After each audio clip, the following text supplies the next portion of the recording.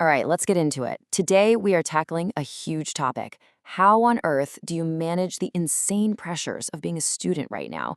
I mean, it can feel like you're juggling, I don't know, a dozen flaming torches at once. But what if I told you there are some really simple, super powerful systems to get it all under control? Okay, let's dive in. Does this feel a little too real? You know that constant nagging anxiety that comes from having a mountain of work to do while your phone is buzzing with 1,000 reasons not to do it? You are definitely not alone. This feeling is kind of the new normal for students. But here's the thing, it does not have to be your normal. First up, there's just the sheer volume of stuff. You've got projects, papers, readings, club meetings, a part-time job, and hey, maybe you're trying to have a social life in there somewhere.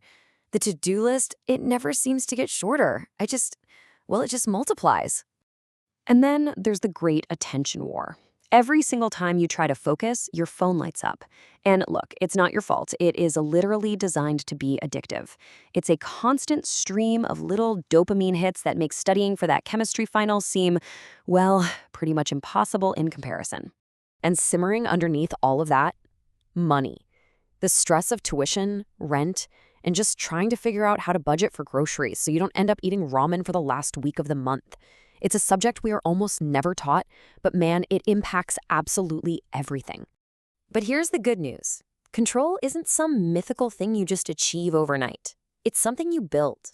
And in this explainer, we're going to walk through 3 battle-tested frameworks to help you build it, starting with your time. First things first, let's conquer that never-ending to-do list. And this isn't about working harder. It's about working smarter. It's time to master your time. So the secret weapon for this is called the Eisenhower Matrix. It is a brilliantly simple way to sort through all the chaos. All it does is force you to ask 2 simple questions for every single task on your list. Is it urgent? And is it important? The answers to those 2 questions, well, they determine everything. And here's how it breaks down into 4 really simple actions. If something is both urgent and important, you do it now, no excuses. If it's important but not urgent, you plan it. You get it into your calendar so it actually happens. If it's urgent but not important, think most emails or some minor group work, you delegate it if you can. And then there's the best box. If it's neither urgent nor important, you delete it. Seriously, just get it off your list and out of your head. Okay, let's make this real. That huge project that's due tomorrow, that goes right in your due box. Studying for that massive final exam that's still a month away, that's plan. You've got to schedule real dedicated time for it so you're not cramming later. Those little tasks for a group project, see if you can delegate them to someone else. In that hour you just lost scrolling through TikTok, yeah, that is a prime candidate for the delete box. Okay, so you've organized all your tasks. Awesome. But how do you actually find the focus to do them? Well, that brings us to our next battle, winning the war for attention. It's time to master your focus. This quote really says it all. Flow, or what some people call deep work, that's that magical state where you're just completely lost in a task. Time flies, and you get so much done. And distractions, they are the mortal enemy of getting into that state. So let's look at a real-life story. This is Maria. And like pretty much all of us, she was in a constant fight with her phone. Every notification, every buzz, it just yanked her right out of her work. She could not get into that deep work zone no matter how hard she tried. Now, the science behind why her phone was so distracting is pretty fascinating. See, it's designed with all these bright, shiny, enticing colors that trigger a dopamine response in our brains, which makes it feel really addictive. But when you switch your phone to grayscale mode, you basically strip away that psychological reward. The phone goes from being a high dopamine slot machine to a boring utilitarian tool. So Maria tried a simple 3-step digital declutter. First, she turned off all notifications except for calls and texts from really important people.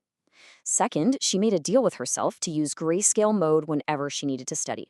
And third, she started charging her phone in the kitchen overnight, not right next to her bed. And the result was honestly transformative. By just removing those constant digital temptations, she freed up her mind to actually concentrate. She could finally get into that state of deep work, and she was finishing her assignments in like a fraction of the time, and with way less stress. All right, we've tackled time, we've tackled focus. Now for the final huge piece of the puzzle, money. And this isn't just about surviving the semester. This is about laying the foundation to master your future. Let's start with a number, $900. What's that? Well, it's roughly what you would save in a single school year just by making your $5 coffee at home instead of buying it. It seems so small day to day, but the cumulative power of these tiny habits is absolutely enormous. We're going to call this the iced coffee hack. And it's exactly this principle that helped another student, Jake, build his very first emergency fund. He realized that all these small, what he thought were insignificant daily purchases, they were adding up to a serious amount of money that he could be putting toward his own financial security. So the critical part is, how do you actually manage that saved money? Try this, the two-account system. Your paycheck or your student loan goes into account number 1, that's for bills and savings, and the debit card for this account, it stays at home. Then you transfer a fixed weekly allowance to account number 2, that's for spending, and you only carry that card. When the money's gone, it's gone. No more accidentally spending your rent money on pizza. And hey, a quick word on credit cards. The single most important rule is this: treat it like a debit card.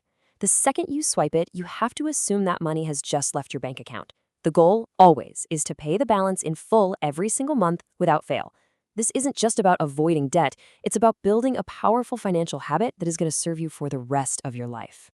So, we've covered these powerful systems for your time, your focus, and your money. Let's bring it all together and figure out, what's your next move? You know, the biggest takeaway from all of this is that taking back control is not about blowing up your life and starting from scratch. That's super intimidating, and honestly, it almost never works. So forget about some massive overhaul. Real lasting control is built on a foundation of small, intentional habits. It's using the Eisenhower matrix just for tomorrow's to-do list. It's trying grayscale mode for just one study session. It's making one coffee at home instead of buying it. These are the little, atomic changes that actually lead to major results. So, I'm going to leave you with this question. Forget trying to do everything we talked about all at once. Looking back, what is the one small, simple change you can actually commit to making this week? Pick one, start there, because that's how you really take back control.